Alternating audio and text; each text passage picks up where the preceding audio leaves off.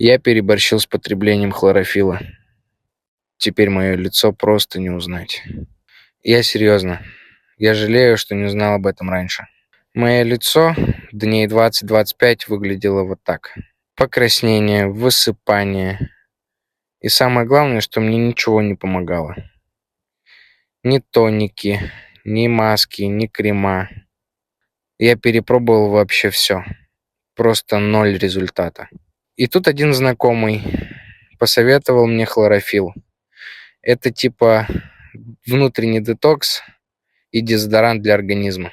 Честно, я не поверил, но решил попробовать.